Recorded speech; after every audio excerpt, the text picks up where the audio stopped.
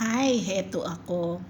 Nagpunta pala ako after ng aking long duty sa isang restaurant at nag-order ako ng pagkain na favorite ko. Ayan, merong pinakbet, bangus sisig, at meron din akong atsara as side dish, dalawang egg omelette, 1 cup of fried rice, at saka fried bangus belly. May suka din po as dipping sauce.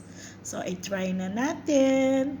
Heto si ako. Ayan, kakain na ako ng first bite ay white egg muna. Ayan, tinikman ko na ang white egg. It's okay siya. Tapos, i-try naman natin ang bangus sisig. Oh, masarap. Sobrang delicious. Thumbs up po. Ayan. Kain ako ng kain. Ayan, naubos ko ng isang belly bangus.